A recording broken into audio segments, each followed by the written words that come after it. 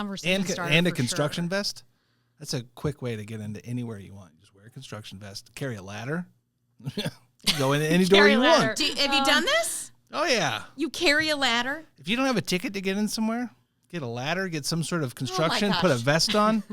I got one in my trunk. No matter where I go, if I can't get in, I'll just put one of those on and you just walk in like you're supposed to be somewhere. You get right Don't in. you love him? It's so I entertaining. mean, It's I great. know.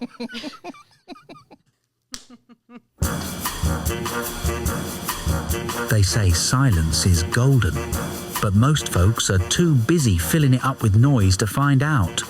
This here's about the space between the thoughts, between the words, between all that doing and achieving and becoming, about folks who sit quiet long enough to hear, well, whatever it is you hear when you finally shut up. Welcome to the Unqualified Yogi podcast, where we talk about silence, ironically, with words. For an hour, yeah, we see the problem too.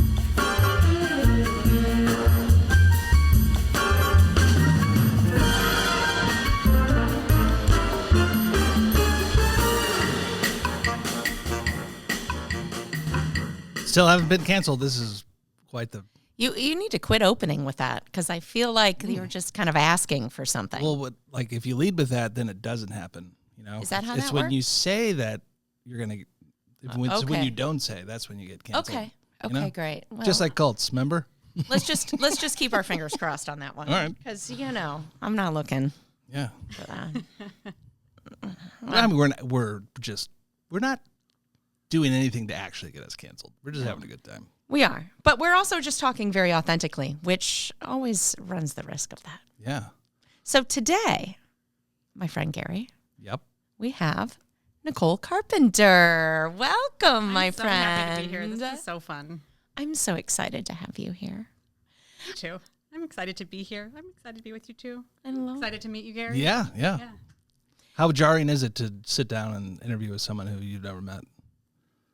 You're easy. Yeah. You know, because we've never met. You know, I've been taking class with Roxanne for close to a year now, I think. Mm-hmm. So, you know, I mean, do you have it's so nerves easy in to- sitting and talking with me? Not just talking with you, but that Okay. fact that, well, maybe it's just the fact that I'm doing a podcast for the Yeah, first time it ever, is. It's right? I nerve-wracking. think that might be it. Let's just 'Cause you throw guys it are on the great. table. You guys are great. You're easy. But I'm sitting here divulging myself, right? Yes. And when we talk from the heart and authentically, it's scary as F. And maybe not for you, but it has been, this has been, and we talked about this when I asked you, this has been a learning process for me. And I do not want to get into the place where I'm like not being authentic just to be Yeah. clean and like well-mannered. Yeah. Because that's just, I'm not. Yeah. But then like, what are people going to think when they like hear me know. being so, Imposter Oh my syndrome? gosh. I definitely, I talked about that with Reagan last week. And imposter syndrome is something that I have regularly struggled with. In teaching yoga, I'm at the point where I don't anymore feel that way as long as I'm teaching authentically. Whenever, which happens sometimes, I'll take a class with a really great teacher and it'll be awesome. And I'll be like, oh, we talked about this. Oh, yeah.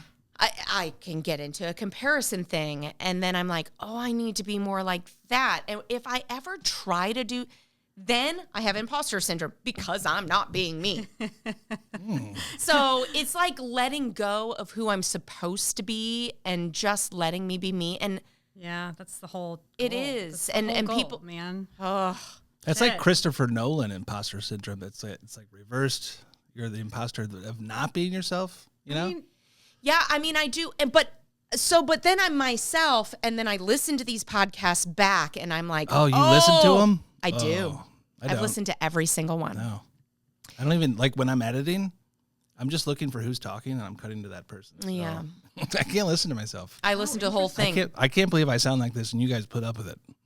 Oh, you're Sound like It's what? just sound. The sound of your own voice to me is like, well. But I think I am listening to the sound of my voice teaching classes all the time. So like it is, I think it might be different in the way that But are like you for listening me, back to yourself? Do you record them? No, but I am worried in this thinking like there's students listening Hopefully. that hopefully, Hopefully. Hopefully. I mean, Well, if they're not, Was that's that not fine, the too. point? I mean, I don't know. but like when I'm sitting here, I'm not in a classroom. I'm just talking. And I'm like, okay, this is it's the same me, but this is a little bit more unedited. Like, I'm not guiding you through a flow. I'm just talking shit from my guts. And so I'll listen to it back and be like, oh, people don't want to know all that stuff. But And then I'm like, okay, but it was organic in the moment. Just like let it go. And I can most of the time let it go. But the teacher self for both of you, do you feel like that's you? Or, I mean, aren't you putting something on to become something else? Oh, No. No? No. Not even a little bit? I think No. sociology would say that's not the case, that you are doing that. For me, I am not. Do you know, this is probably the only thing I remember from college. Sociology teaches that there's a front stage and a backstage, and the only time you're your truly self is when you're in the bathroom. That's considered backstage, when you're like, this is the only time no one's around, I can kind of be myself. But everywhere else you go, whether you know it or not, you're putting some sort of other self on. I would agree with, like, yes. And I feel like everywhere I go, we talked about, I'm a little bit of that people pleaser. I can find myself in just interactions with people feeling that. But when I'm teaching, I feel like that is actually it's when I'm like the most closely connected to my authentic self. I'm in flow. Like it's why I love it so much, because it's like a break from my mind and all of the thought. The voices. I don't have the voices when I teach, Yeah. which is crazy. But Nichole is a newer teacher, and it's why I'm excited to have you on, because it's a unique perspective that we haven't had on yet. And also why it's so brave of you to come on, because as a new, it's scary as it is, but as a new teacher, I can imagine all that stuff that goes through your head. Like, I'm trying to get jobs as teaching. Like, what if I fuck up in what I'm going to say? No, blah, blah, blah, blah, blah, blah, blah. Yeah. So before we get into your teaching, which I really want to get into, tell us a little bit about yourself. Like, where did you grow up? When was your first introduction to yoga? All that kind of stuff. Yeah. So I grew up in St. Louis, Missouri, right here. I really want to dive in a little bit to the beginning of my yoga journey, because it's a really big moment in my life. We all have like huge moments where like our life changes forever. The yoga changed my life, but it was more than that. So I think I've shared a little bit of this with you, Roxanne, that I was in my early 20s and, trying to conquer the world, starting my career, and I ended up getting really, really sick. And I had 2 years of, I would say, hell. It was just miserable. Just every weird symptom you could think of, and I just had no answers. Eventually got diagnosed with lupus, and I was like, this can't be it. I don't want to be on drugs. I'm only in my early 20s. So this isn't going to be my story. And so I was like, what do I do? So, of course, you're sad, you're angry, you're whatever, why me, that sort of thing. What were the symptoms that you had? Oh, my God. I mean, the list is way too long. Really? But rashes, rheumatoid arthritis, swollen body parts, redness under my eyes, bald spots on my head. I mean. Oh, my gosh. Early 20s. Yeah. And, honestly, the worst was not even any of that. It was like some days were just so debilitating. Like, I couldn't even move. Like, the idea of, like, getting up to go to the restroom was a challenge. It was like, I don't even know how to get up. I'm just going to stay here until I have no choice, right? Yeah. So I did what but the only thing I knew how to do was just like, what could I learn? What could I do? How could I change my life? I didn't know anything about how to eat. I didn't know anything about, I was an athlete growing up, but I didn't know about like meditation or. What was your sport? Soccer. Okay. I was a soccer Well, player. True St. Louisan right there. I'm from St. Louis. That's what we do here. Yes. Let me guess. Left wing. Stop it. Just left back, but Okay, you know. well, I got the left side. I got the left side. Left Yeah. side. That's Yeah. impressive. Yeah. Okay. Okay, I see you, Gary. These skills. Yeah. But I just started researching, reading. I read this book, The Autoimmune Epidemic, and it like changed my life and just it gave me a little power back. I felt like, okay, I can do something here. And the first time I got on the yoga mat, I was like, what is this? This is something I have to do this more. And one day I want to teach. Like that was my takeaway is like, this is changing my life instantly. I'm, you kind of say you're like busy mind, go do. Oh. I'm the same way. And it's like, it can kill you. It's awful at the same time. It's like a curse and a blessing at the same time, the good and the bad. Right. And So we seek yoga. Yes. Hell yeah. Yeah. Right. And Yeah. so, you got on the mat and I just felt like home. Right. I just felt like this is the place I want to be and never leave. Yeah.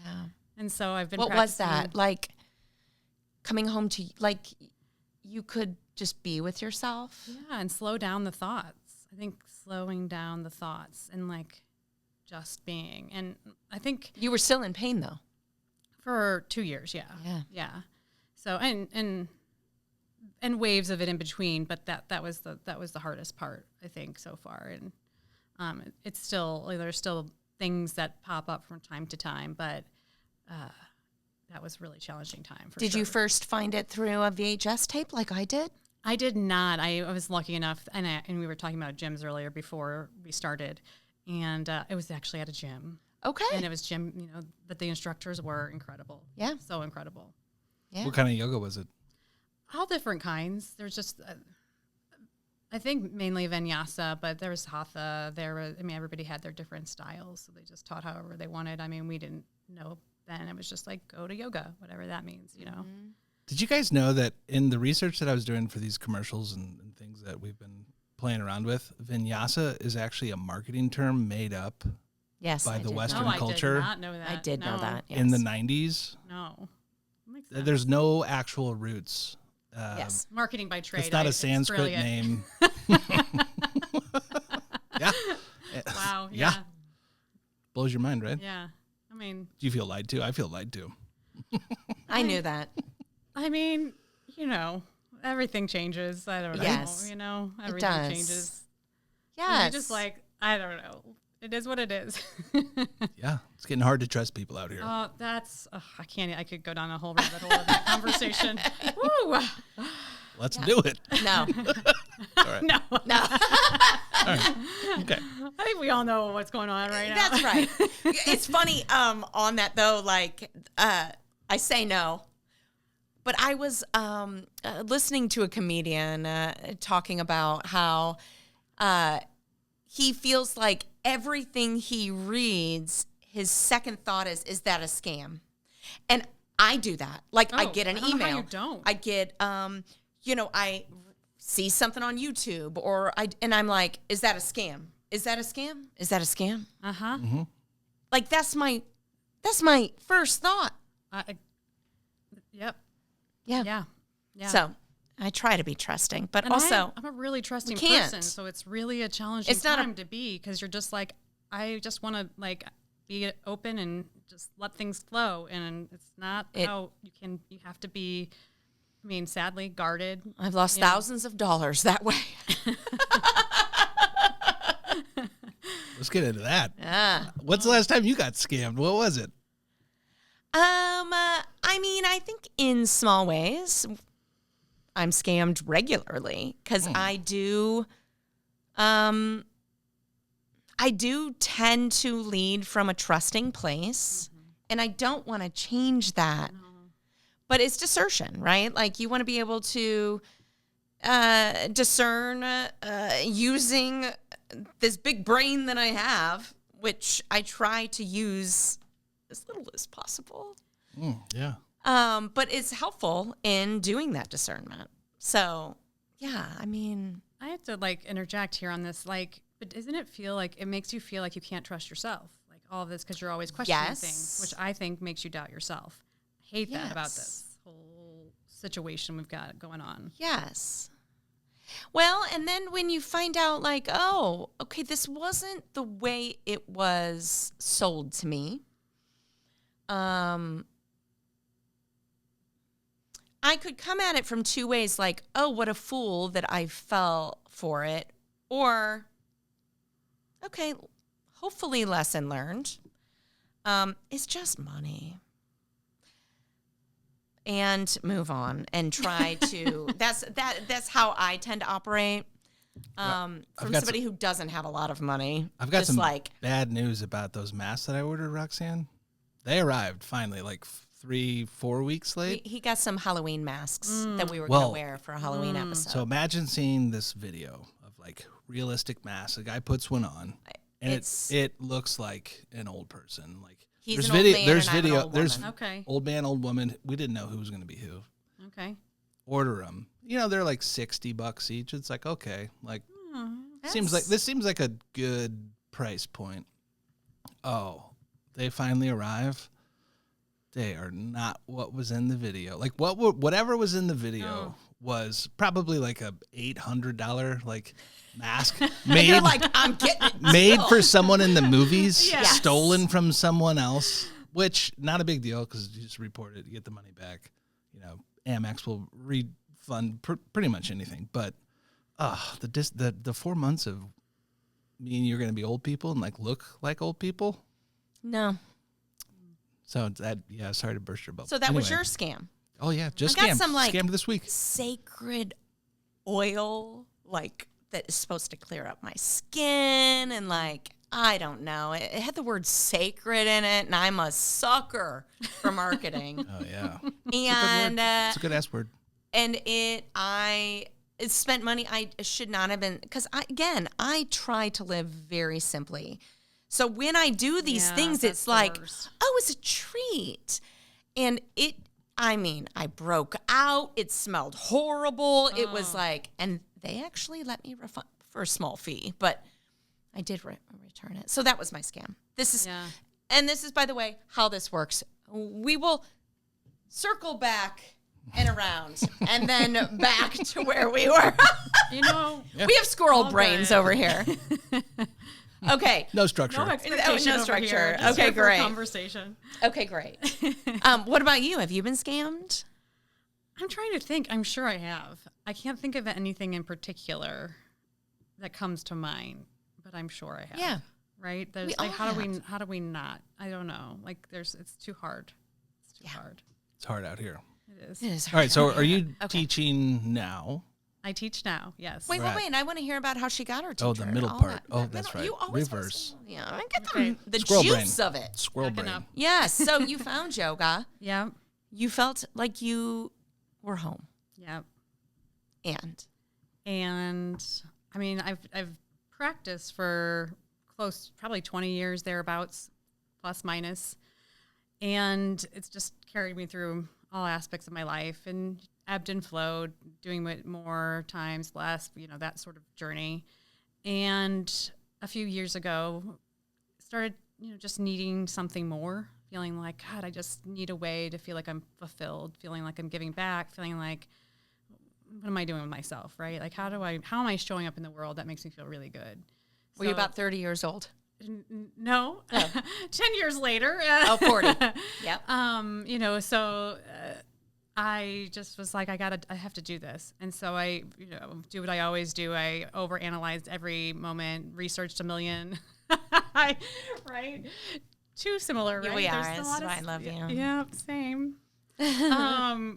I researched and researched, and then finally just like took the plunge and signed up. And so it's only been a year, and I've been teaching for right at a year now, and it's been incredible. It's been hard in a lot of ways. And as I was telling you earlier, a lot of moments of like, I called it at first like feeling like failing and feel like I suck at a lot of things, and not just in the yoga realm. A lot of changes been happening in my life.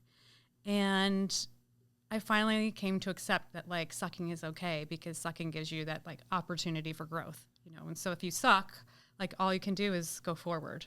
And if you think that you're not going to suck when you get on the mat in front of people for the first time, you're kind of crazy because it's really scary. It's really hard. And maybe some people are more natural at being in front of people.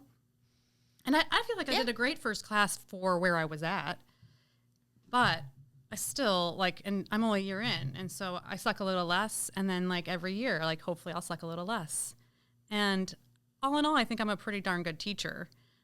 But, I've got so much more to learn and go and do and keep growing, right? Keep trying. The amount you learn from failing far exceeds anything that you can learn from succeeding whenever you do anything. So the more that you can actually fail, and it's not the even faster failing. you get good. It's just sucking. It's just sucking. Failing, sucking, making a mistake. Well, and I think of when I think the reason I'm resistant to that word is because I feel like failing is like a end or something. It was an end. It was worth nothing. That is done. And now I have to try again to not fail. But it's like you just hope that you suck a little less. And then maybe you're like, I have a great class and I feel great. And then you come back and you suck again. Or been teaching for 10 years and, I've been teaching longer than that now, but come out of a class and I'm like, oh my God, that class sucked. And it was a class. You'll have another, and it's over. And what's funny is I've taken your class, and your Dharma talk at the beginning, I was telling Gary about this before you got here. You clearly live yoga because your Dharma talk made me cry. And cry right now. For a new teacher, that's the hardest part to me, to be able to share your soul. And it's why I asked you to be on here. Because you're it was very authentic and heartfelt.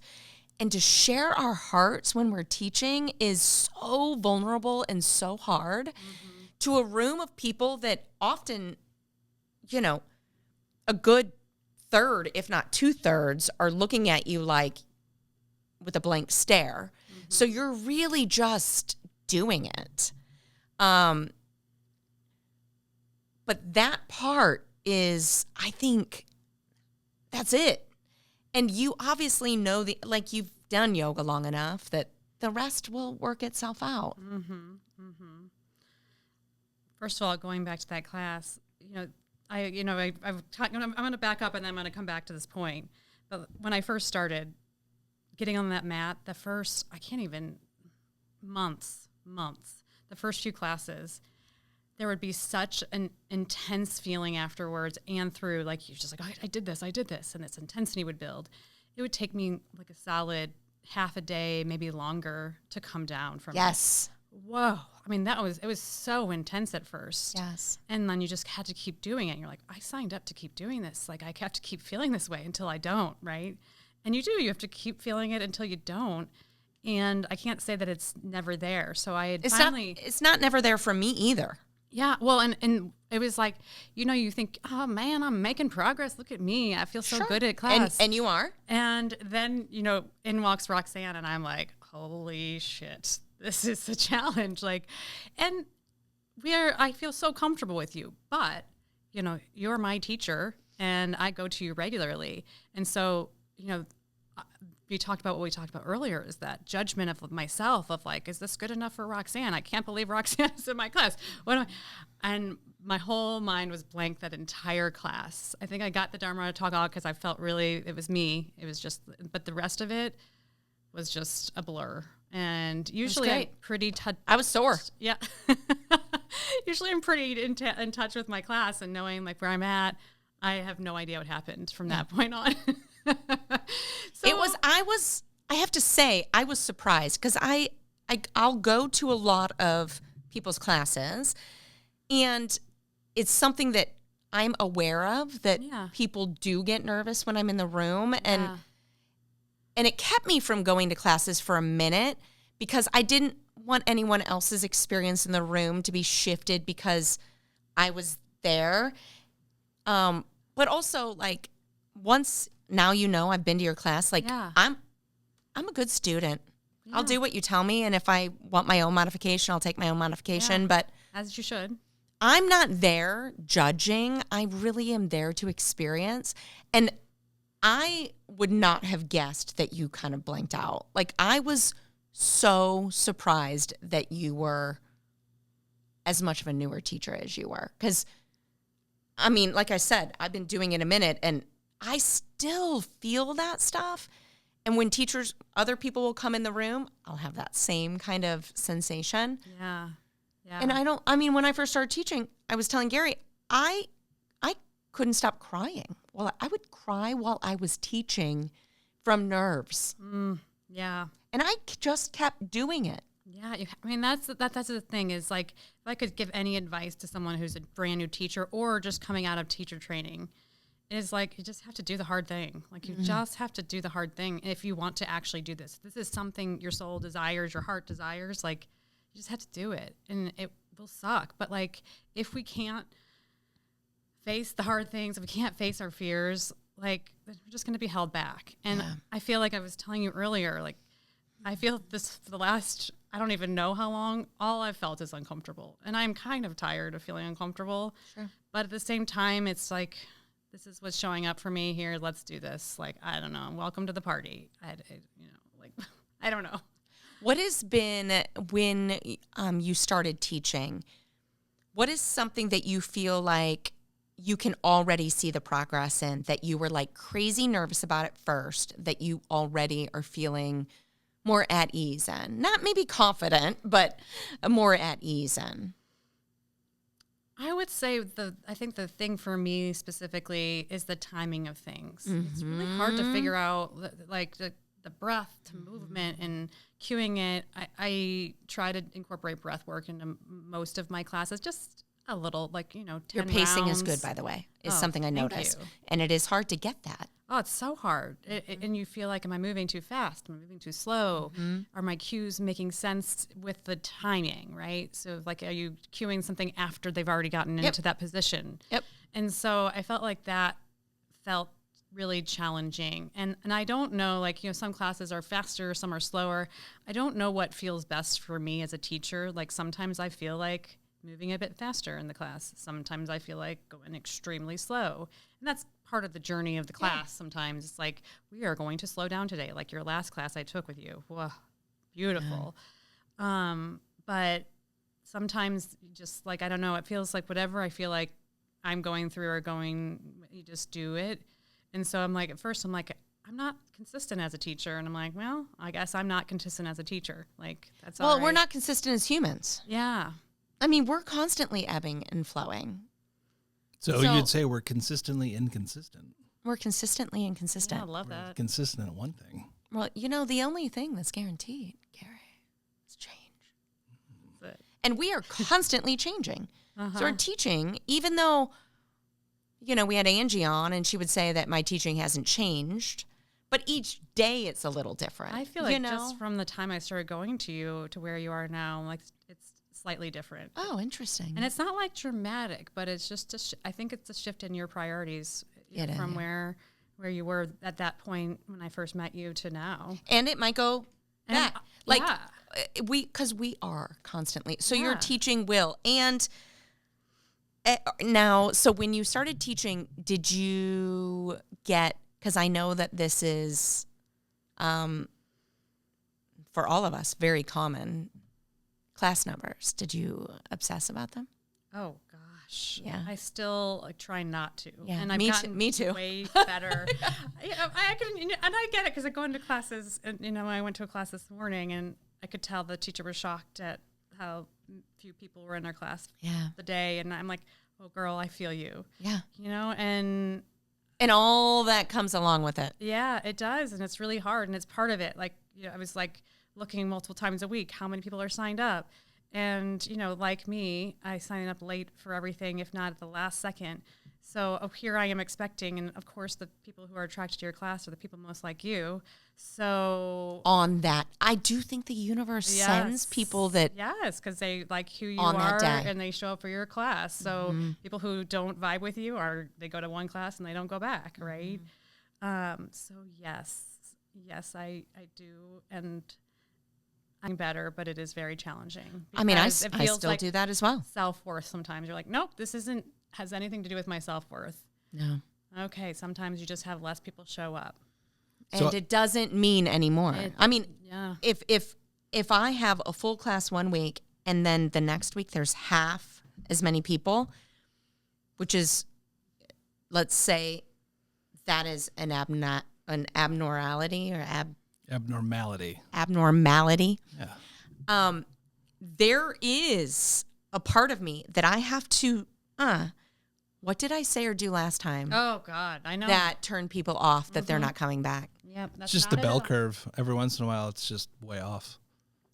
Well, and also, let's just, shocking news alert, it could have nothing to do with me. Well, that's what it is. Let's just say it has nothing to do with you. That's what I'm saying. Like, so normally your classes are full, but every once in a while there's an outlier of everyone had to get an oil change that day or whatever it is, you but know? you also see that like in class flows that sometimes like there's just these things where all of a sudden no one can show up this week. Like there's enough going on in St. Louis. There's activities. There's weekend festivities. I only teach on a Saturday, right? So if people's weekends are busy, guess what? I'm the first thing to come off their list. Yeah. Yeah. It's only a problem if it's like 5, 6, 7 times in a row. You're like, okay, well, now there's a problem. So feedback, how do you, as a studio owner, did you give feedback, and do you get feedback as a teacher, and how is it received if you do get feedback? Because I will say that in talking with a lot of teachers, a lot of them aren't getting feedback for a lot of reasons. Like maybe one is there's not enough people to go take the class to give feedback. These classes aren't being recorded, so there's no way to actually see yourself. So to what you said with Angie, she thinks she hasn't changed, but that's because there's no way to know what you were like because there's no recording of it. That's right. So like feedback is a good way to get good fast. So there's a question for both of you. Who wants to jump into feedback and how to get better? I mean, so no, I haven't received a ton of feedback. And I don't know that people would give honest feedback. I think people would say, oh, I liked your class. I don't think people would say, oh, you can get better at this. Or plus, you're teaching, so essentially you know more than the people in the room, generally, not always. And so their feedback is personal. Like, oh, I don't like your music. Oh, I thought your class was too hard or too fast or Too hot. Yeah, so that's not a class for you then. And I had a woman at the very beginning, like one of the first few classes, said, oh, I don't like the words in your music. And so I think, can you turn it down? And I was like, And I sat with it and was like, what do I want to do with this feedback?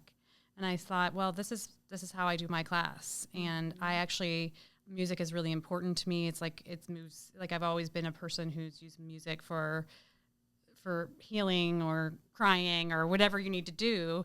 And so having these songs that kind of go with my class right now, I don't know if this will be forever, are important to me. Yeah. So no, I'm not going to do anything with that feedback. That's, yeah. So I don't know. And I do actually record all my classes. You do? At the studio I'm at, we actually record and send out to the students. And Do you people watch can them? take online. Not all. At the very beginning, I watched a few. And every once in a while, I'll watch for the first 15 minutes just to see how am I doing.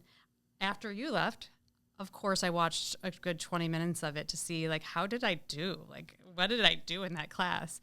And I did learn something from it. And my takeaway was that I've gotten very sing-songy, which is one of those things that could happen. Oh, and now It's take called your the yoga hands voice. The yoga voice. over Oh, your yeah. head, and so I was like, okay, we're going to work on that. I don't love that for me.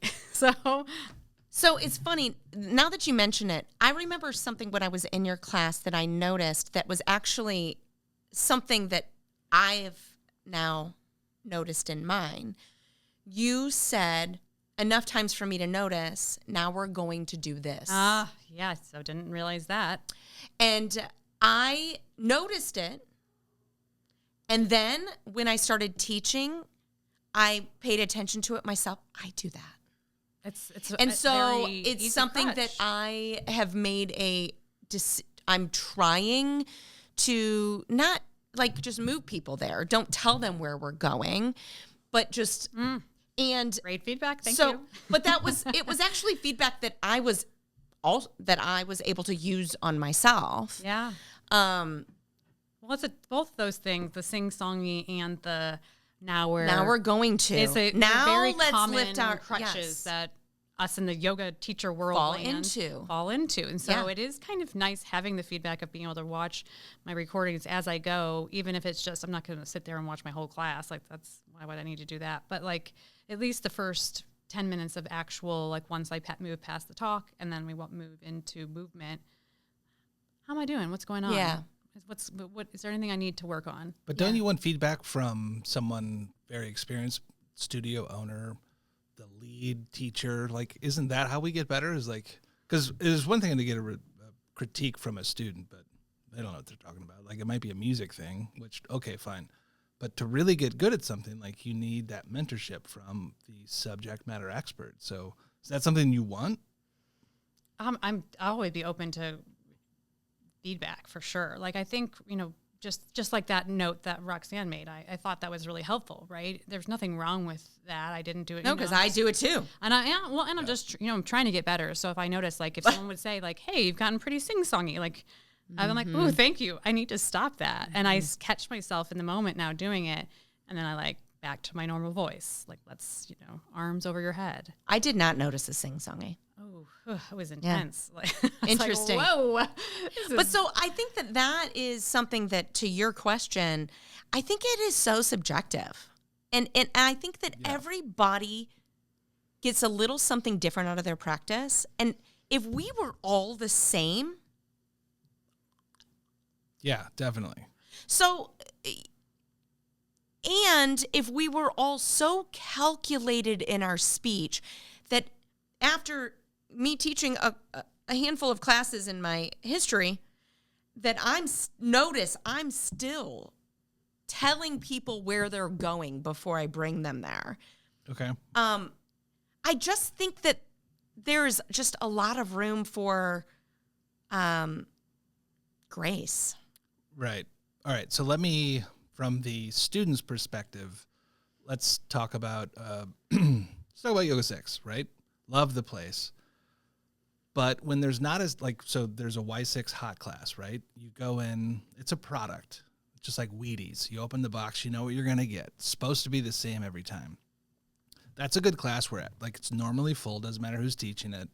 The only thing that's really different is the music, which could throw some people off.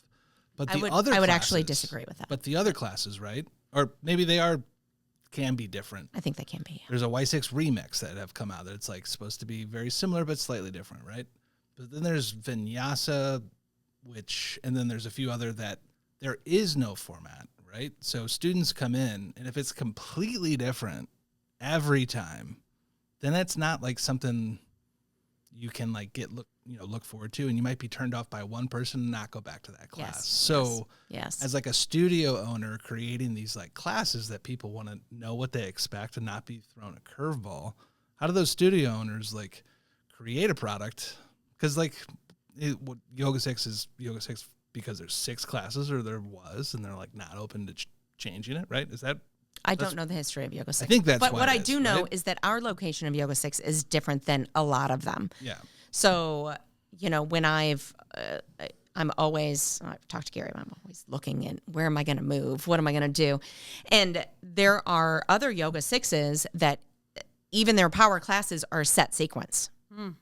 Oh, so even that, different studios, I don't know what to expect by going to the Correct. studio, so then I'm thrown off by like, the St. Louis. But it's going to be a power class. It's just going to be not have the creativity for the teacher that they could do. When I owned a studio, I would give feedback for sure. But I also feel like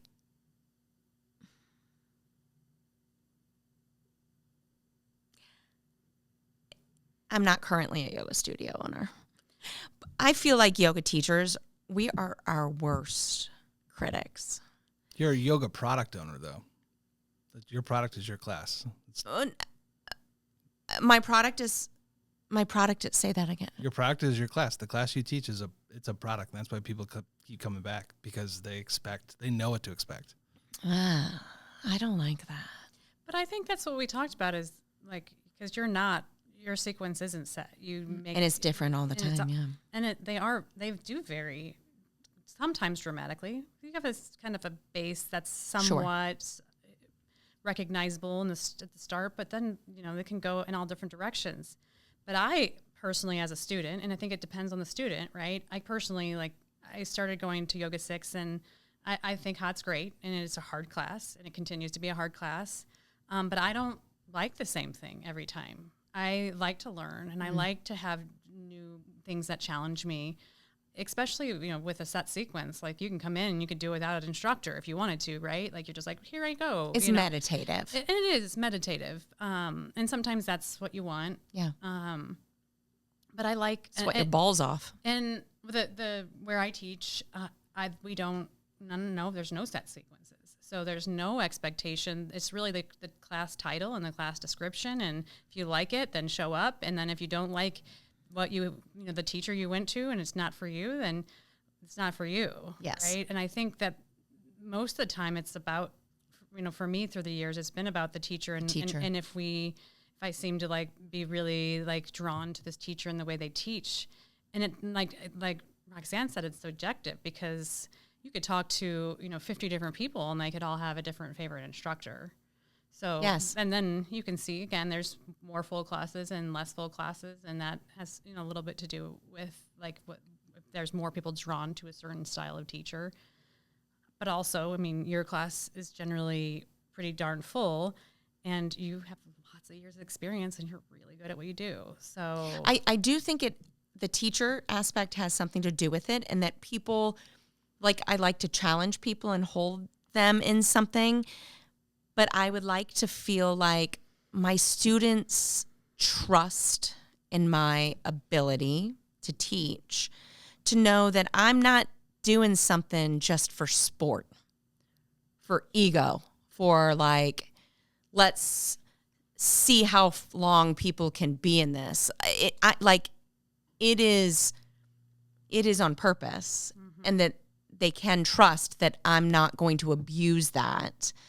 And that if we're moving towards an arm balance or a back bend, I'm going to warm you up before we get there.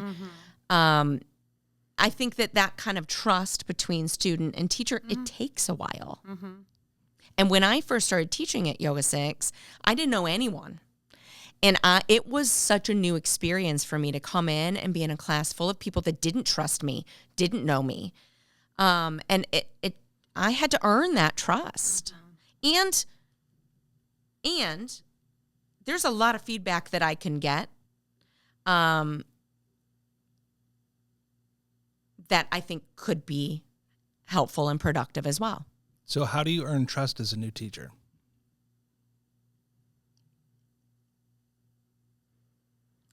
I would just say you get up every time and you show yourself. And authentically. Yeah. Just be truthful. Yeah. Don't say you know things that you don't know.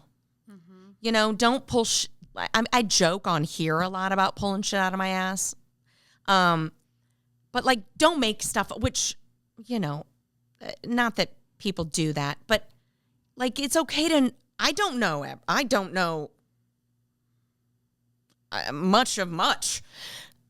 But don't pretend you're knowing I think that because students can read that bullshit when you're trying to be something, just be authentic. That's the Instagram culture of the experts, the influencers that are just regurgitating things that they learned yesterday, right? It's pretty obvious to spot when someone's just kind of reading from a script that they've maybe memorized but not experienced, And I do think that as a new teacher, and I'd like to hear what you when it's new, you do kind of have to fake it at the beginning. There is a little bit of, if I'm going to be authentic, when I was a new teacher, I would just be talking nonstop about me and how nervous I was. That's not what they're there for. They're there for yoga. It's about them. It's not about me. So I can be authentic in my nerves, and maybe I'll teach on that day about how we feel like we need to show up one way in certain situations. But really, how we need to show up is authentic. And so you feel like you need to show up on your mat a certain way, but all you need to show up is as you. So like we can take that into the teaching, I think. Yeah. Well, and I would say on that front, Gary, that like when you're teaching, every single class is a first. Like everything you teach on is a first. So every time I go, and so it's also generally it's about me, but I share me with the class, right? Yep. So for instance, I was getting injuries playing tennis, and so I was like, ooh, I'm learning about hamstring, hip, and quad relationship. And I was telling Roxanne about this months ago, and so I was like, ooh, I have really weak hamstrings. Okay, I'm going to learn about this a little bit and figure this out. And so guess what? I talk about hamstrings. I don't know anything about hamstrings yet, right? I don't know anatomy very well, but I'm getting there, right? Yeah. Every one class at a time. And you're sharing your experience. So I'm sharing my experience. And so, usually most of my classes are inspired by my life and what I'm going through that particular week, that particular day, and saying, okay, so this is happening. I spent, most of my week working on what am I going to do for my hamstrings, right? So, or, my IT band. And so I just kind of how that relates with all the other things. Yeah. And how it pulls on my knee and makes it swollen. And, so, yeah, I feel like it's really just becomes to the authentic, what's resonating with you in the moment. And if you just teach flow, like that's cool too. And you just trying new sequences, that's creative and fun. And that's fine too. I teach like literally, I do most of my classes have some sort of kind of dharma talk in the beginning, and I try to share like whatever. I told Roxanne months ago, I was like, I feel like maybe all my students might think I'm crazy or that I'm thoroughly depressed because like I'm just like, here's what's happening for me this week. Yeah. Love that. But I love that. I think that it's like just this relatability of like, hey, you think I'm this amazing yoga teacher. Guess what? I'm a human being, and I have all these same emotions you have. And you're a great yoga teacher. And they are hard. Yes. And, like these emotions are hard. So let's like work on them. Let's practice. I love using the word practice. I can't say the word practice enough. Practice, practice, because life is practice. Everything. Not perfection. No, you're just trying to get a little better than you were the last time. Or a little better than you're like out of crazy. We're just trying to get out of crazy. Yes. Do you put a time limit on your dharma talk at the beginning? It's usually just a couple minutes, or I think just natural for you. Yeah, whatever. just like it's the like how it came about and what its meaning and how it's going to show up in the class kind of process. Cool. Right? And then what comes right after the dharma talk? Usually just the grounding and kind of breath work, kind of settling into class and then starting. So how many minutes is that? I would say there's like a 5 to 8 minutes, 5 to 10 minutes of, again, as you kind of start to like kind of break your class into like sections of like how much time they get to have. Audio or no audio during this time? When does the audio kick in? When you mean like press, music? When do you press play? Anytime from when I'm done talking to in the middle of breath work usually. Okay. Like when I kind of remember like, oh yeah, we can probably turn on music now. Mm-hmm. So do you sneak the volume up? Are you just like gradually getting it up there, or do you just press play and it's at the volume? I like my music and I put a lot of effort into it, but it's like very far in the background. So it exists and it's there. I am so focused that I don't even hear it most of the time. So I don't even know what's happening. I'm like, oh, and every once in a while I'll catch a song. I'm like, oh, I love this song. Yeah. But I don't even, so I would like to be a bit louder and be part of it, but then I also want people to be able to hear me at the same time. Like I'm not going to be more like amp up my voice either. I do feel like I don't remember the songs, but I remember enjoying your music and that it did not take away from the practice. Because I do think that sometimes people can get really excited about their music and that is like what's holding the class up. Mm-hmm. Mm-hmm. Not the teacher. It's so interesting because like I think about it and there's classes I've been to that they'll have the music louder, more volume up, and the music's really good. And I'm like, okay, I'm really vibing with this music, and it works for this teacher. If your music was like had a lot of voice and I don't love that. Yeah. A lot of lyrics, you mean? Yeah, a lot of lyrics. Okay. Yeah, thank you. Yeah. A lot of lyrics and, a higher volume. I don't think I would love that. In my class. Yeah, because the energy you hold and the breath, like your ability to unite the breath. Oh. Dang. And then I think the music would take away from that. Yeah. I really do. I mean, I really, if I could get people to still show up and teach music free, I 100% would. I feel like music is another distraction for us. Yeah. Fair. But it's a distraction that most of us need. And sometimes that music helps bring feeling, but also is that... I think you could be without music and everyone don't want to. And there's been times where I've forgotten my phone and it's been music free and nobody got up in the middle and left. But that would be...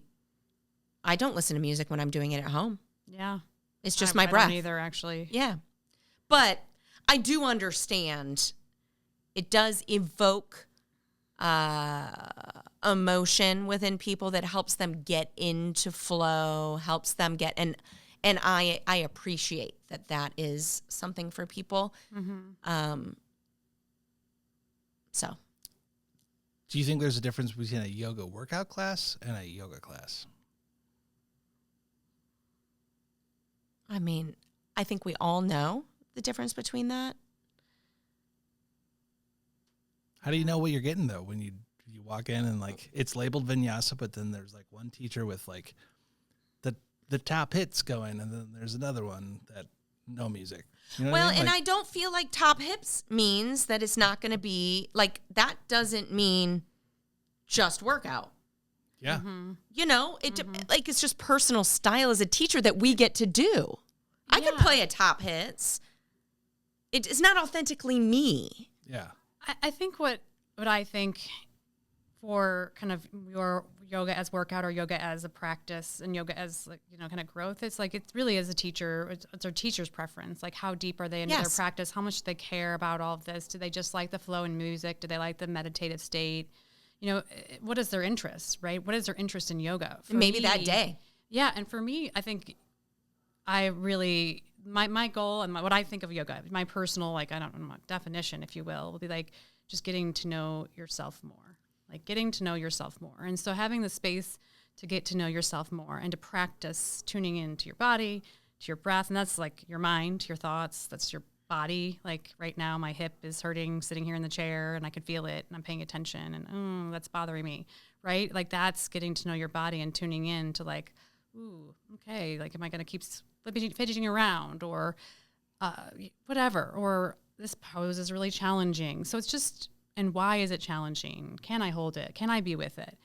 So I think if there's cueing things to encourage you to pay attention, to get into your, get curious with your thoughts, get curious with your body, I think that's yoga to me. Instead of pulling you out of it. Yeah.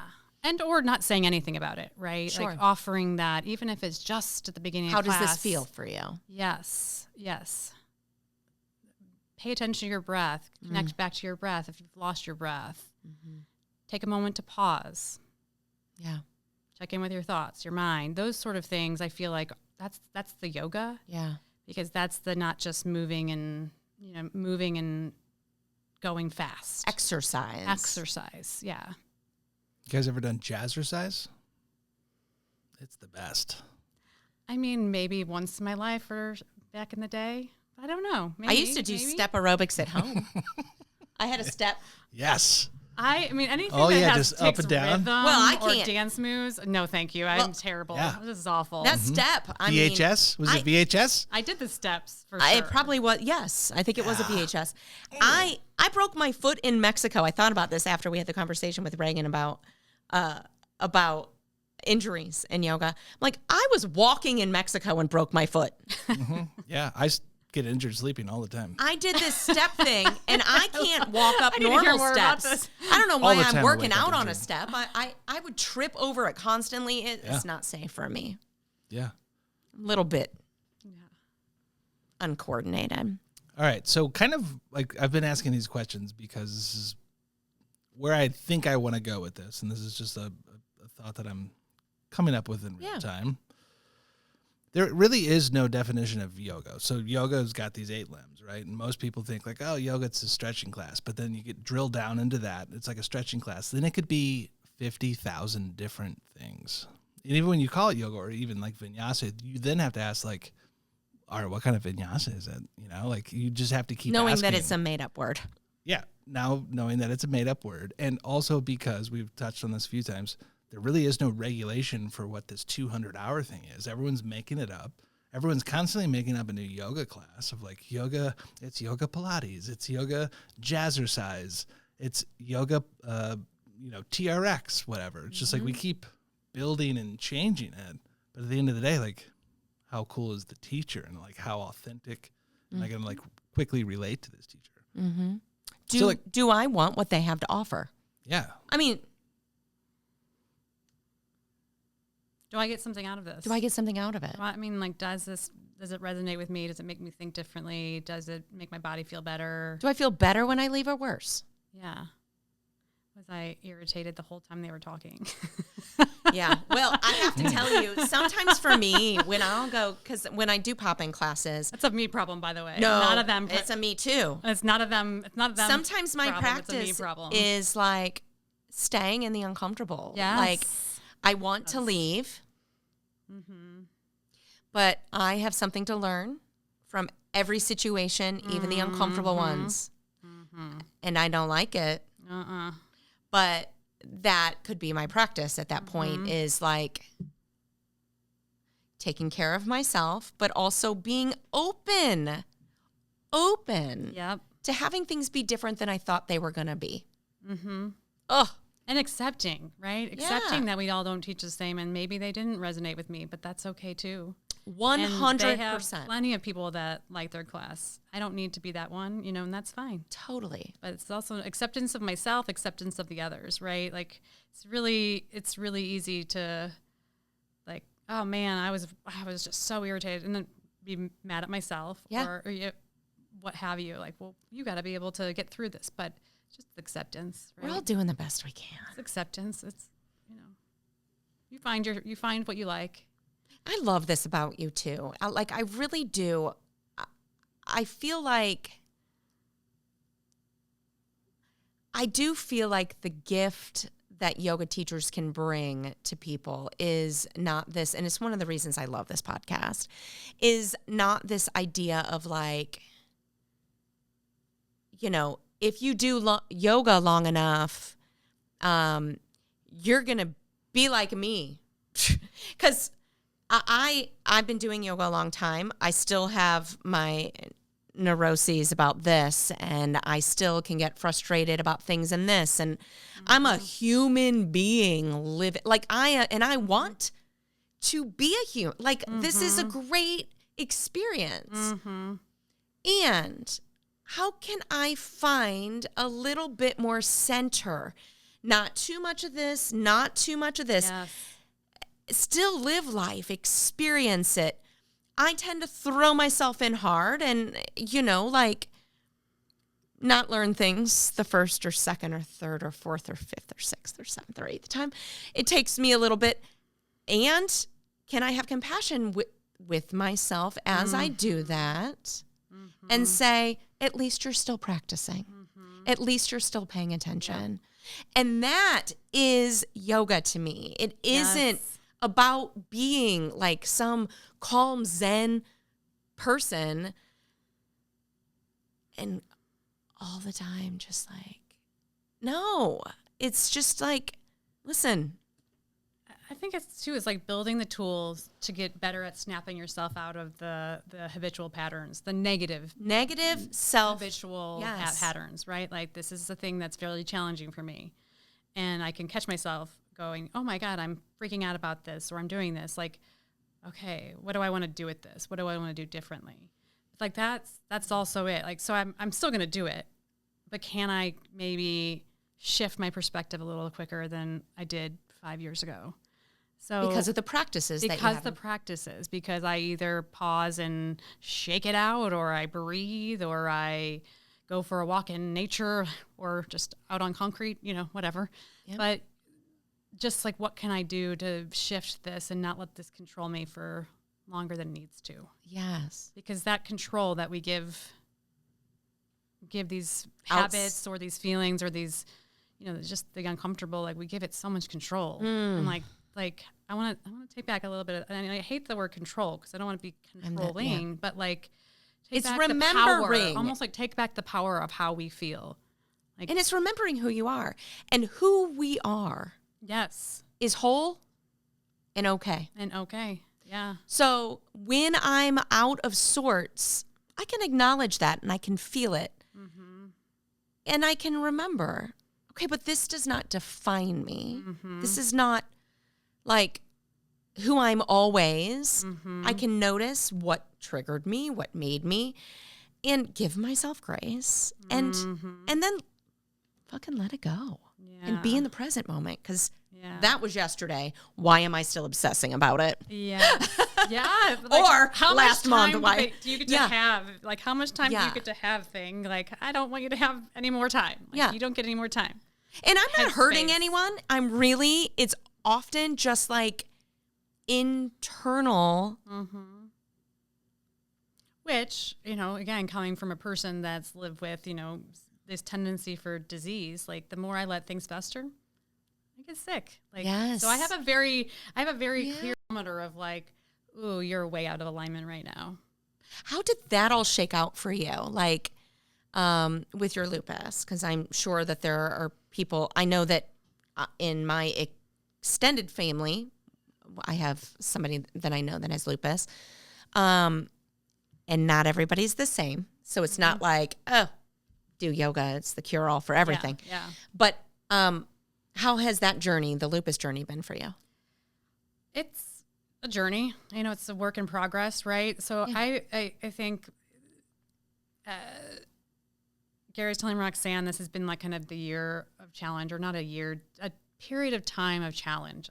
I don't know when it will end. I don't know when, I don't know when it began, but so I started having symptoms about 6 months ago again. Like, things that were a little bit bigger. Like I had a bald spot on my head just recently, just getting more inflammation in my body again. And I thought, this is really upsetting. I was really sad. I was really angry again. And I'm like, how did I get back here? I had been, all the tests for my lupus panel had been clear for probably close to 20 years.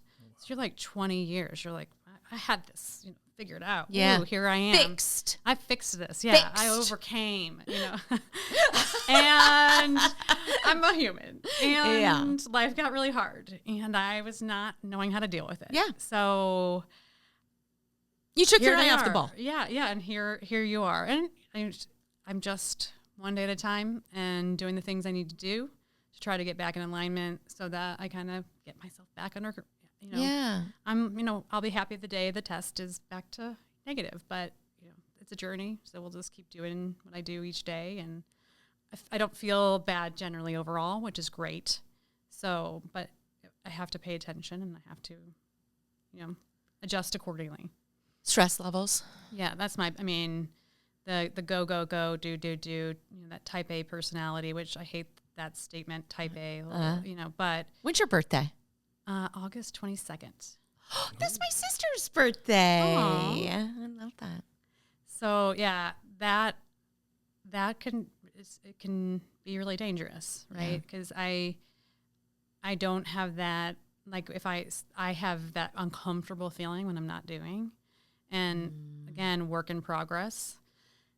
It ebbs and flows, but if I don't feel productive, and as you know, I'm unemployed right now and teaching yoga a little bit and doing a little bit of contract work, but that sounds employed to me. Getting paid to do yoga, you're employed. So that has been really hard, and that's really uncomfortable. And so there's been a lot of moments of like value, that value, reassessing your value and how much is tied to doing and working. And, if I'm not this, then it's like, well, I'm still me. So it's been, Joey is there. So and that is it's a story that we are our output. Oh gosh, yeah. Yeah. Yes. And yeah. One worth letting go of, but I feel takes some time. takes a lot of coming back to resetting how we look at that. Like I said, not so much the failure of like, hey, I'm failing, I'm learning, I'm growing, I'm trying. Yeah. I'm sucking a little less. Yeah. You know. You want to join a cult? I don't know. Not necessarily, but maybe. It's our cult. Okay. Yeah, sure. It could I'll be join our your cult okay. if you join. Okay. I'm on board. I'm in. Yes. I'm in. Roxanne, we're picking up members left and right here. We actually, in full transparency, were texting the other day about some outfits. They're looking pretty good, right? I think we found one that was, he had sent me one where like, it was like, you know, there was the dude outfit and the girl outfit, and the girl outfit was like a half shirt. And I was like, listen, that's not happening. I need a lot of coverage. We could do that. We could, so I was using AI basically to make, I think I was using like the keywords of like, we started with punk, but I also started with like tracksuits. It was like futuristic, like matching Gucci tracksuits, but for like the yoga community. And there was some. Then there was like more just like futuristic punk yoga outfits. And then I just landed on Walton Goggins just wearing all white. And I'm like, well, that's it too. It's like a turtleneck with some sweatpants. Real thick glasses. Thick white glasses. That feels legit. It felt legit. When I saw it, I was like, I mean, I like the tracksuits the best, but the white feels pretty. But like, and also, you know what you're I doing. can get them different days of the used. week. Like I can still stay true to what's important to me. I don't need, some $90 turtleneck. I can go find a white turtleneck. Mm-hmm. Yeah. Okay. But this AI. So since Gary and I, we're just been doing this like a month. Yeah. Right at a month. And it's been so much fun.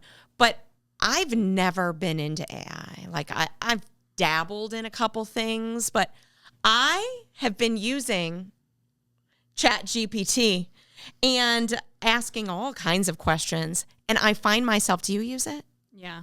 I find myself when I'm like given some great information, like, thank you so much. You have to be polite to it. It remembers. I'm very polite. When it takes us I over, say please. I it's say gonna thank know. you. It's gonna know what you said to it. They're like, Roxanne, you are this and this and this. And I'm like, yes, I am. It's really weird in that way. It's like, should I be saying, will you please? Please? Do I say please to? I say, yes, please. Would you like me to do this? AI? Yes, I don't, please. that seems so weird. It's not like, what? I don't, okay. And then afterwards, they give me all the information, and I'm like, thank you so much. Yeah, I mean, Heart. if it senses, I'm ridiculous. if it Doesn't senses make you're sense. frustrated, it can sometimes, drastically alter their response because it's trying to then appease you because it knows that you're frustrated with it. So, it's all about context prompting and like what you put into it. We don't have to get into this again. Yeah. Anyway, I've just never done it until this last month, and I have to say that, like, I kind of feel like I have a new best friend Right? that has all the answers. I'm going to take you, I'm going to show you how to make a project. All right. I'm going to tell a story Yeah, that has nothing to do with yoga, but then I'm going to tie it into yoga. I love it. Okay. All right. So prison guards, right? For the longest time, and I think this was a case in Missouri, they would clock in, and this is like hundreds of thousands of them, I think, nationwide, right? They'd clock in, or no, they'd show up, have to then like go in, start putting on the uniforms, and start doing about 15 to 20 minutes of work before they even got to the point where they could actually clock in. So that's considered work, or it was in the court system later on. They had to basically pay all these workers for where you're those going with 20 this. minutes of work before and maybe even after yoga. So yoga teachers put in a fuck ton of work making playlists, coming up with their flows, coming up with dharma talks. They're probably doing an hour of at least of work, or if not 2 or 3 hours of work for an hour worth of teaching. Why aren't they getting paid? I'm going to go first. Who wants to nibble on I'll this go one? first. Yeah. Because when I am preparing for class, I'm not preparing for class. I am, and we've talked about this, I'm doing I'm reading. I'm figuring out why my hip hurts and learning more about this. That's all preparation for something I will teach. But I'm also doing it for me. So like, I love it that I'm, reading about the breath. I'm reading about the philosophy. I'm reading about the body mechanics. Or I'm putting together a playlist or whatever it might be. And I'm doing it because I enjoy it. That's my 2 cents. I would not expect to get paid for that. What's your take on that? I mean, I would say the same. Like most of it, when you're doing it, you're like, I'm passionate about this. I'm excited about this. I want to learn about this. So here's what I'm going to teach about, and then I'm going to go learn. Mm-hmm. And it's not a career that you can get paid a ton of money unless you're famous. Yeah. So none of us are doing this for the the bankroll. Yeah, it's not. Yeah, it's not. I would say wish it was. I wish that the gift of yoga could be worth more, but that's just not where it's at. What do you get out of it most, teaching? Good question. Oh man, I feel like I get more than I give sometimes. Mm-hmm. Like I feel like being there and having people show up and having the class resonate with them. And I mean, being able to share yourself and have it resonate with others and make their lives maybe a little tiny bit better. Whew, I don't know. There's nothing like that. Yeah. It's like, it feels, being able to share the thing you love it just feels great. Would you do it for free? I mean, on occasion, but I mean, my time is of value, so yes, I would like to get paid. And I do think that there is but there's something about a exchange happening, like you're giving something of yourself and I'm giving something of myself. Mm-hmm. And it's an exchange. Mm-hmm. It's how I get around this whole capitalistic idea of yoga. Like, I'm not doing it.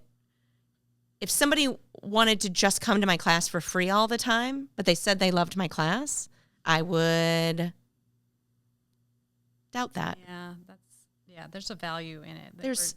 And if it's a value service, to you, right? It's a service. It's providing a service, right? Like if you go to yoga for whatever output you come, whatever you come there for, and it could be many different reasons why you come, but they're showing up, and so yes, I think there should be the exchange of funds. Like, and I don't think it. Sometimes when you're like, they want to make money off of this, or well, you work a job and get paid for it too. So we're not getting paid millions to do this. So no. It's a small exchange of energy, is what it is. Yeah. Yeah, I would agree. And when you, especially because you are able to speak from your heart in the way that you do, I had a teacher once say, in speaking to the class of students, myself and the students, if you want to know if this is working for you or not, you might not notice it, but ask your loved ones. Yeah. And Say that again. So is yoga working for you in your life? You might not be able to answer that. But if you asked your loved ones, they would be able to say, oh, yeah. I mean, she comes home calmer. She's more grounded, more self-assured maybe, or whatever it is for you. I think that other people tend to notice before we do when that shift happens, which is the joke of like, okay, well, do you need to go to yoga? No.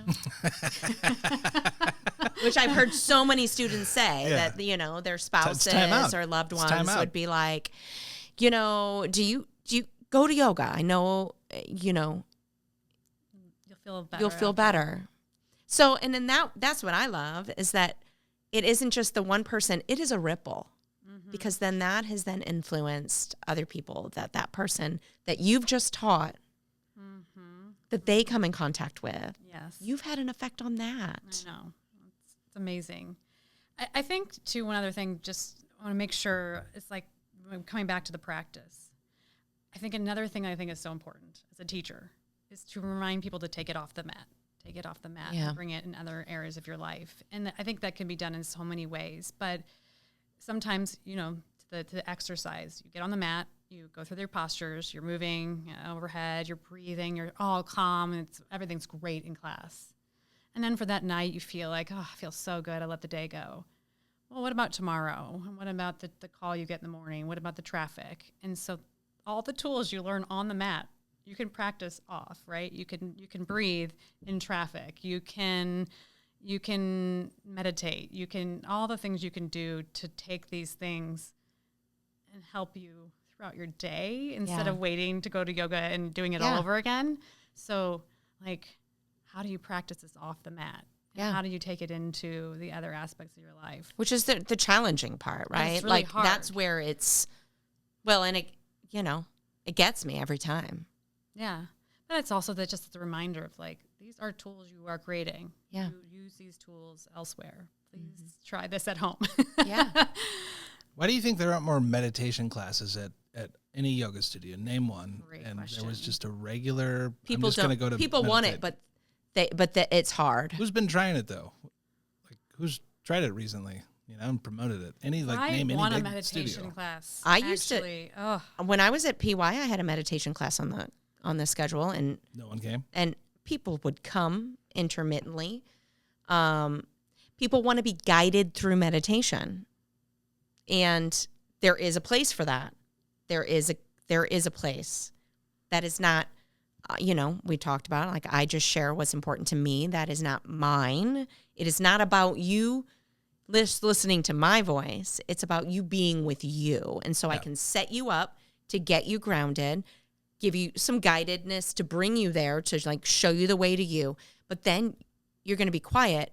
And it's hard. No music. It's hard. And I think that's why. Someone should try it. It's uncomfortable. People do try it. If you looked it up, have you looked lately? I bet you'd find some on there. I bet you would. No, I haven't. I don't think that I'm subscribed to 3 gyms right now. I don't need another one. That's right. Yeah, I do think that it's something that it's not from absence of people wanting to share.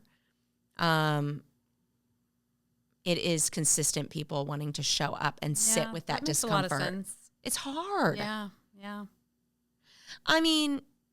Well, and you said this to me because I asked you a question one day. I said, because here I am a teacher and you teach me, and your everyday class I get a ton from as a teacher, as a student, as whatever. So I can take those things and go, oh, I love that, or this resonates, yes, etc. But that more refined teaching, I'm like, ooh, I would just love to keep going to Roxanne's class and learn more and more. And she said, well, when you do workshops that focus on, really diving into your shoulder, or your people don't necessarily come, or they don't want to get into that nitty gritty. And I was like, well, sad for me, but makes sense, right? They want to come, they want to do what they do, and then move on with it. How deep do people want to get on these things? Meditation, okay, I'll practice at home, maybe not, maybe 5 minutes.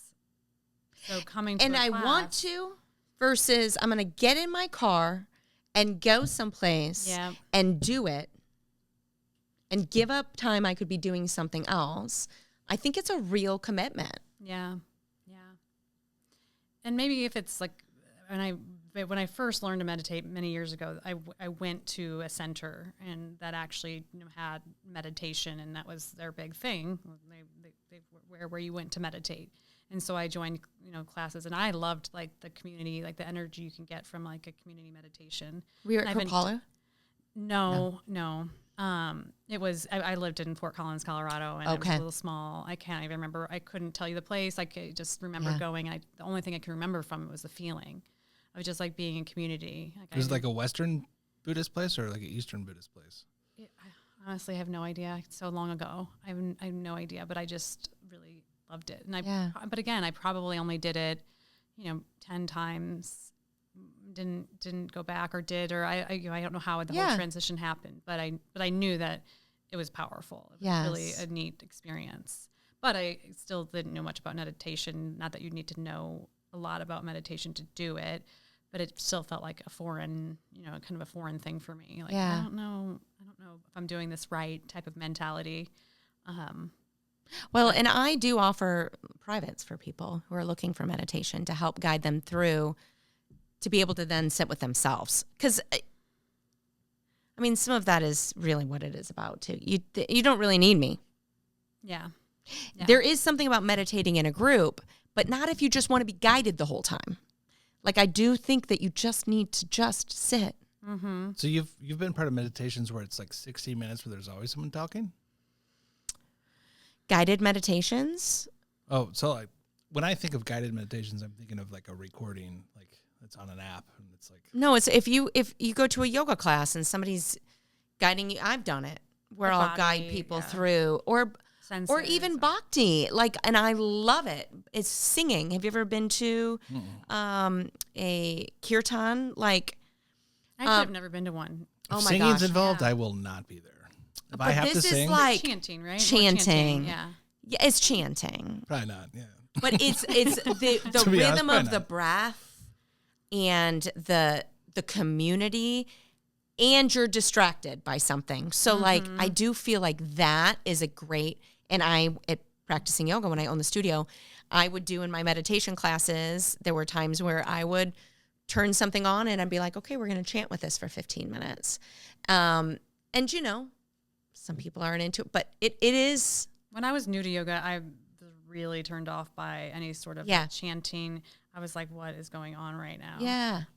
Again, you don't have enough knowledge on yoga and what it means. So when you just go into somewhere and you start chanting and you have no backstory on why you're doing it. And what am I saying? What am I saying? Oh yeah, that was really Which I big would for me, tell too. people what they're saying. Yes, yes. But it was like you just go and I'm like, why are we doing this? Like, Yeah. And then I would be like, I'm never going back to this class again. Yeah. Because I didn't know what was going on. Now I'm a trainer. I Yes. went through teacher training. I know a bit about all these things. So there's a more backstory, Yeah. and some teachers are better if they're doing that regularly. They explain it better. Yes. But just going into it without information Yes. is hard. Yes. Not for everybody. And even if you do give the backstory, not everyone's going to want to do it.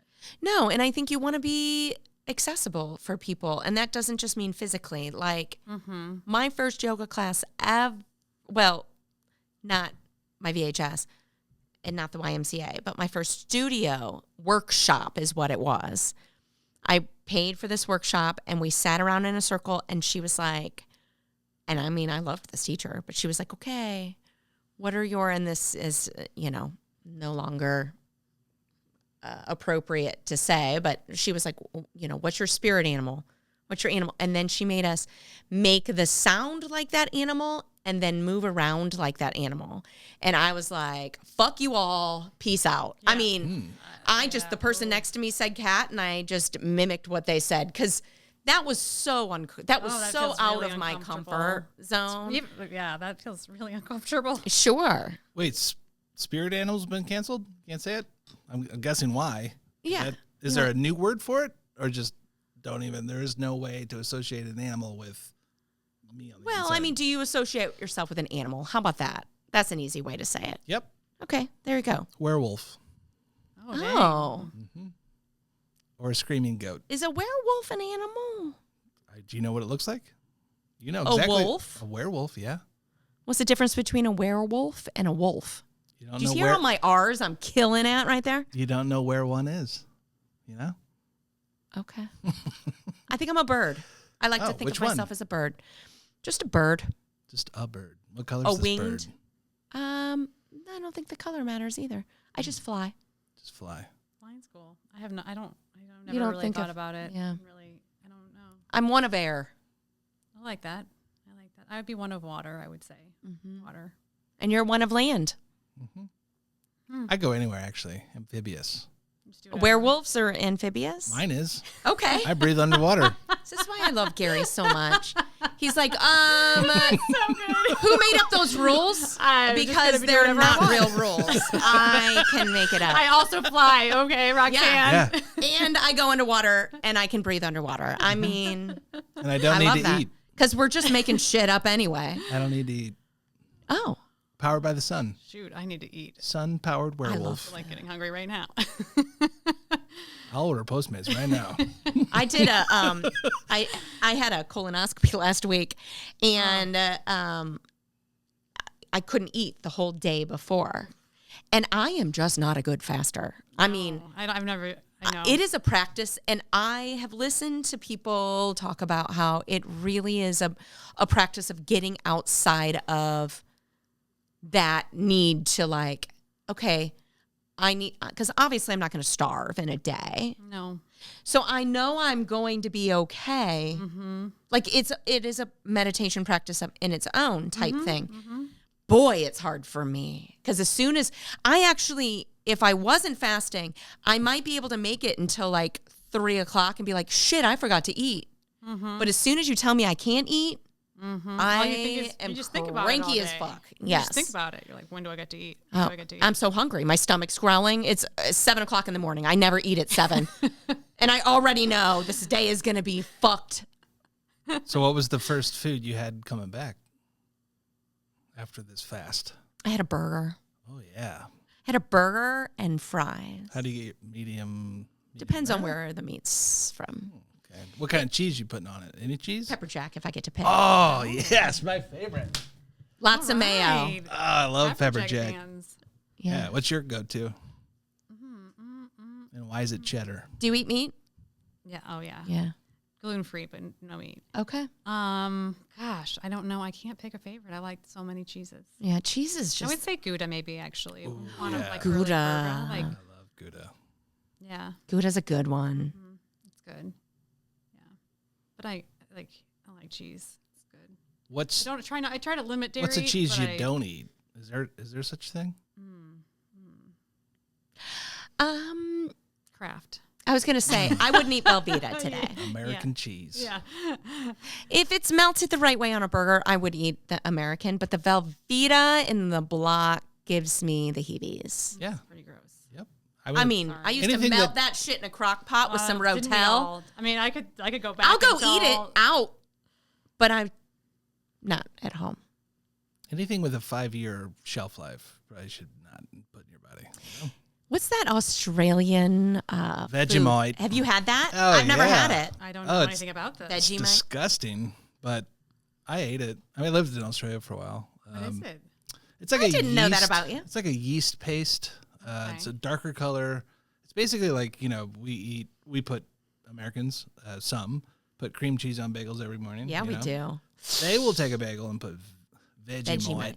on it. Oh, he even says it. job. Vegemite. And yeah, it's very yeasty and just kind of bitter, but it's just one of those things that if you grow up eating it, most Australians love it. I mean, I'll do nutritional yeast. So- I like that. Like I Yeah. love nutritional yeast. especially on popcorn. Yeah, I tried it a bunch and it just never was like, I don't know. If you had it on popcorn, I'm just just gonna try it out. Maybe a little butter and a little. I mean, you mix butter into the mix. It's gonna make everything better.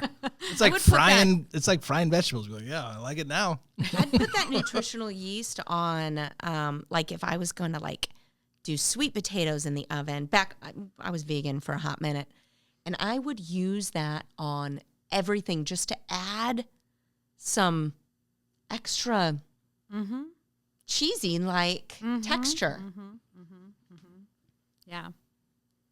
I like it. So, do you feel like you're looking to expand teaching more than you are right now? Or right now, do you feel like, I mean, you're obviously good right now, but is it something that you're looking to teach more? Yeah, for sure. Yeah. I'm not sure when it will be the right time exactly. And, Yeah. like sometimes there's never a right time, but yes, I would like to teach more. I'd like to take more, but I'm like, first step is like get a job that bringing in a paycheck, and then I can see how I can fit in, more teaching around that.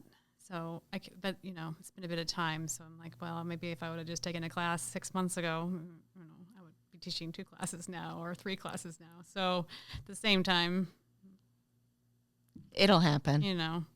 yes. She went to a convention this last weekend.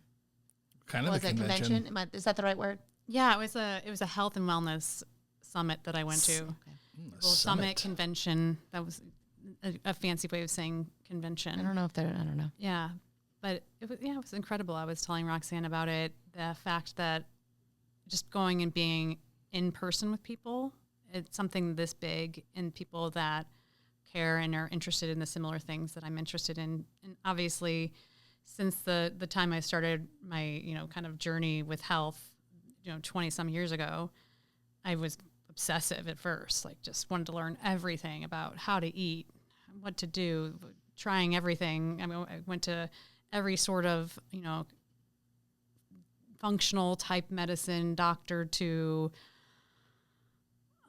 metal detoxes, and I did it all. Yeah. And just exploring what was out there in this world. So going to something like that was such an interesting way to, one, just be with community. I felt like that was the most incredible takeaway from it, was being with people, starting conversations, being excited about a conversation, and then just seeing people that I listen to on podcasts or read their articles and seeing them in real life. Like, that's just fun. A little bit of that like celebrityism, if you will, of the health and wellness world. Yeah. It's like me at BravoCon. What city was it in? It was in West Palm, Florida. Okay. So conventions are the internet in person. Yeah, essentially. I did. I curated. So I was able to take a yoga class with Elena Brower in person, which she's magic. So good. And so just we have matching hairdos. You do have matching hairdos. Yeah. Yes, you do. Both beautiful. Anyways, lots of really cool discovery of new people that had really great ways of thinking, things that kind of expanded my mind around certain topics.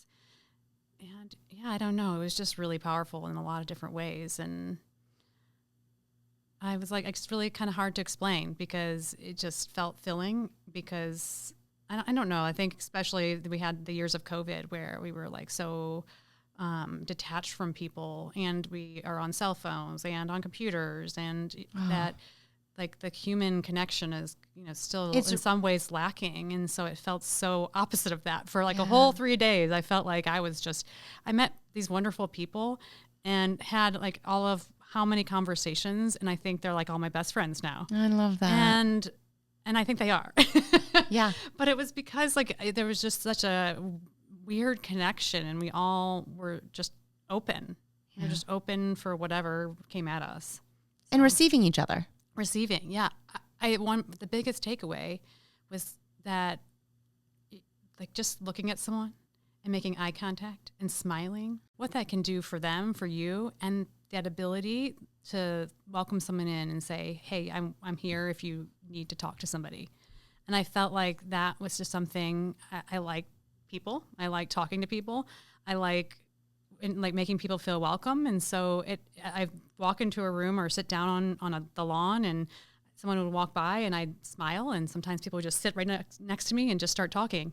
And it was the coolest thing ever. I was like, whoa, I just let that person know that I was willing to be receptive. And that felt so cool. Yes. It was really, really awesome. That's what we're made to do. Is there a yoga convention, like a big one? There's a lot of them. There's a lot of them, but like, what's the biggest one? I don't think there's as many anymore. Are Yoga there? Journal has one every year, I think. I don't think they have it don't anymore. anymore. I don't think. Oh, they're getting canceled left and right. I sent you one Are that they? was happening in It's because of the internet. Yeah. They're getting canceled because of the internet? The conventions in general are, all of them, for the most you part, say are on a convention. I'm thinking decline. festivals. Festival, what's the difference between a festival and a convention? I think inside, one's outside? indoors, Well, one's got out. music? the person that put on this convention, if you will, was the founder of Wanderlust. They shifted. Yes. So that was all yoga. I used to go to. I've been to. Same years Couple ago. of them, And I've yeah. been, yeah. So they do a really good job. They know how to do That's this. awesome. Let's take this podcast on the road. Find the biggest convention. We could have Go gone there. with Nichole. Set up Next shop. year we can go. All right. Together. I can't wait that long. We got to find one in like 3 months. No, we can wait. I mean, we'll go to that one too. Well, I sent you one. There was something in Colorado that I less. selfishly wanted to go to myself. Is it coming up? I feel like it's in like late spring, early summer of next year. And it's got a ton of yoga teachers that I would love to go take classes with. And it was outdoor, and it was like... Is it in... Oh, yeah. Oh, gosh. California up in... This was Colorado? This was in Colorado. I do remember it was in Colorado. There's one at Lake Tahoe is what I'm thinking. There's something that's happened in Lake Tahoe that I keep saying I'm going to go to as well. That's where I went to Wanderlust, was Lake Tahoe. Oh, was it? Yeah. Yeah. Okay, well... I'm in for any of those. All right, well, when we go, and you have to wear matching outfits with us, because you know he's going to make us show up in some cold outfits. Oh, his ideas are already going. I can see it. I love a good outfit. And we might as well be matching, you know? Right. Way easier to open doors when you're wearing matching outfits. You can go anywhere you want wearing matching outfits. I love it. I think that's probably pretty accurate. Yeah. Yeah. Conversation starter and a for construction sure. vest. That's a quick way to get into anywhere you want. Just wear a construction vest, carry a ladder. Go into any door you want. Have you done this? Oh, yeah. You carry a ladder? If you don't have a ticket to get in somewhere, get a ladder, get some sort of construction, gosh. put a vest on. I got one in my trunk. No matter where I go, if I can't get in, I'll just put one of those on. And you just walk in like you're supposed to be somewhere. You get right in. Don't you love him? It's so I entertaining. mean, It's I great. know. Amazing. Act as if. Act as I if. know. I like the confidence. You're just like, I am a construction worker, and I'm going to do something really important right now. I'd be like, would have our vests on over our yoga clothes with our yoga mat under our arms. Like, are we pulling it off? yeah, I look like I'm real serious here. Right. Like a tool belt on that's pink or something. That's right. With a water bottle. So is there anything we missed? Do you feel like there's anything of you, of your essence? I mean, of course, we can't capture all of you, but... I mean, we talked about a lot. We did talk about a lot. You know, I want to say that my favorite thing that you shared is just that sucking is a part of doing something new. Yeah. Yeah. And even something that's not new. Sometimes we just suck. Yeah. Yeah. And it's okay. Well, it's the only way to get better at something. Yes. I mean, the journey to good is to suck first and then to get through that. So can we get past the sucking enough? And I think, too, the thing with that is, like, asking yourself, like, do you really want this? Because, like, if it sucked and you're like, well, I didn't really enjoy it either. Like, especially if you go and you teach a yoga class and you say, okay, do I want to teach or do I not want to teach?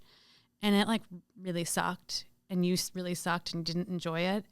Like, ask yourself, like, do you really want this? Like, you don't have to keep torturing yourself either, right? Like, you just stop teaching. Don't do it for the sake of being uncomfortable unless it's something you want. Yeah, then if you want it, you just keep going.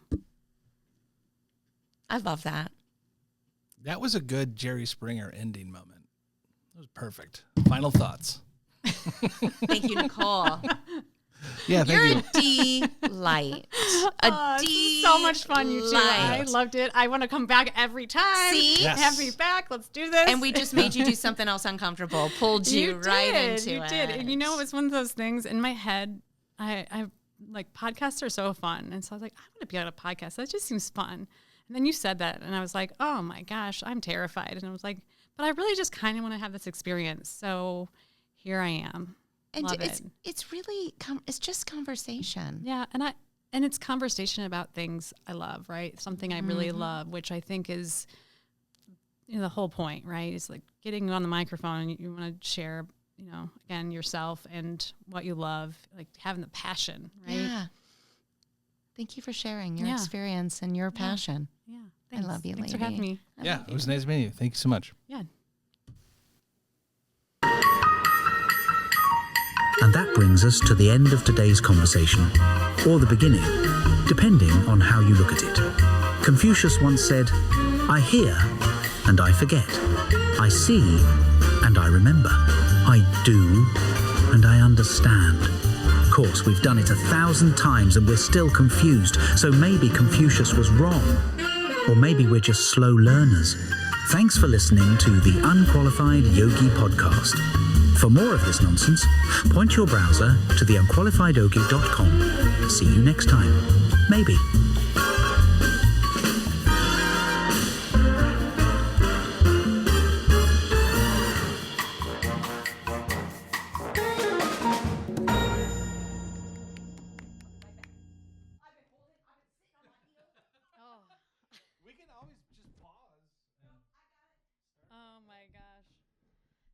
So fun.